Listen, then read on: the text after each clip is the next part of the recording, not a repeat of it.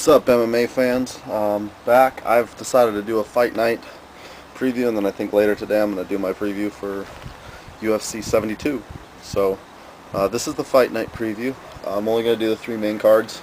It's not going to be a very long video because I'm not doing preliminary bouts just because I don't think anybody's really that interested in them. If I'm wrong, text me, send a text comment or a message or whatever.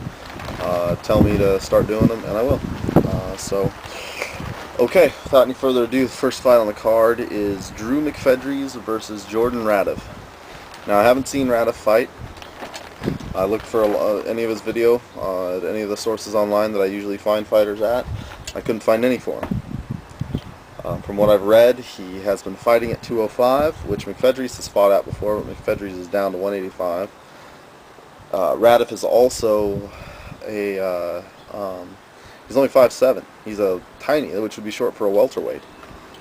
So I would think that this fight would be at 185, because if you're 5'7", 205, there's got to be a way you can cut down to 185. So, and I'd like to see McFedries stay down there, because I think that's a good weight class for him. I think there's a lot of intriguing matchups in that weight class for him. So, being that he's coming off a loss against Campman, you know, he still fought really good in that match. He dominated the stand-up with a great stand-up fighter. And sure enough, Campman took him out of his element, put him on the ground, locked a sweet little arm triangle on him, and sure, there it was, all over. So, I still think McFedries is a good fighter, and I'm going to say we're going to see I think he's going to keep it standing this time, and I think he's going to utilize his strength in a stand-up and dominate Jordan Radiv. So I'll go with second round TKO by Drew McFedries. I think he'll just keep dropping bombs on him from the stand-up and eventually drop him and finish him off.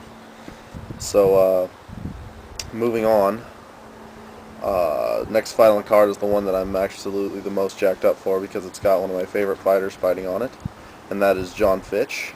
He is 5-0 in the UFC and is in the middle of a 12 fight win streak. And in that win streak, he's beat guys like Thiago Alves, Josh Berkman, and Jeff Jocelyn, and a couple other guys. I don't have my notes right in front of me, but he's had a pretty impressive little run of fights, and I look for him to continue that. I think it's unfortunate that Fitch has not got a kind of a number one contender type matchup or just a fight against another top-notch guy. Even though he fought Berkman, I felt Fitch had more of a right to be in the fight against Carl Parisian than Berkman did, considering Fitch had choked him out. But, okay, People's Warrior, he's got a fan base. He was on The Ultimate Fighter. So, that's fine. But what I want to see here is I want to see Fitch win in spectacular fashion.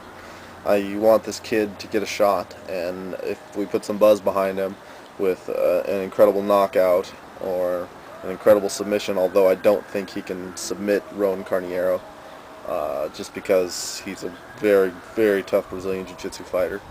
And he's been in the ring with some good guys. He's been in the ring with Rio Shonen, he's been in the ring with Anderson Silva, but I think Jon Fitch has all the tools to destroy him. Which is what I'm hoping for. I'm hoping for a highlight reel TKO sort of deal. Maybe a Ricardo Arona Rampage type slam. Maybe just a Tito Ortiz type ground and pound, just highlight reel, just elbows, punches. So we can get some buzz behind this guy because he wins this fight. He's 6-0 in the UFC. I can't think of another fighter that's 6-0 in the UFC that hasn't gotten a title shot. So he's breaking the law. So Jon Fitch, TKO, first round. Now on to the main event, the rematch, Spencer Fisher versus Sam Stout. They fought originally back at UFC 58. Spencer Fisher was a late replacement in that fight. From what I've heard, he cut like 20 pounds so he could fight in that fight. I'm not sure if that's totally true or not, but okay, I'll go with it. And he did fade down the stretch. I've watched the fight a couple times in the last week, just to try to get an idea. And he did fade in that third round, and up until that, it was a real back and forth fight. So you know, I kind of put their stand up on an equal level. Maybe Sam Stout stand up a little bit stronger. I think he trains with some really good stand up fighters with Team Tompkins. But then again, Spencer Fisher trains with Militich, so you know, you're training with Jens Pulver, and you're training with a lot of other guys that are good stand up too. So they both have really good camps. I think Spencer would be smartest to take this fight to the ground, because I think everybody remembers what happened to Sam Stout when he went onto the ground against Kenny Florian. Not saying that Spencer Fisher is that good on the ground, as good as Kenny Florian, but Sam Stout got destroyed on the ground by Kenny Florian. Fisher takes the fight down. He'll win a decision. Fight stays standing. It's gonna be back and forth, and either guy can win. What I think is going to happen, I think it's going to be a mix. I think Fisher will take him down, but I think Fisher will stand with him too. And being that it will be a mix, I believe that Spencer Fisher will win a decision.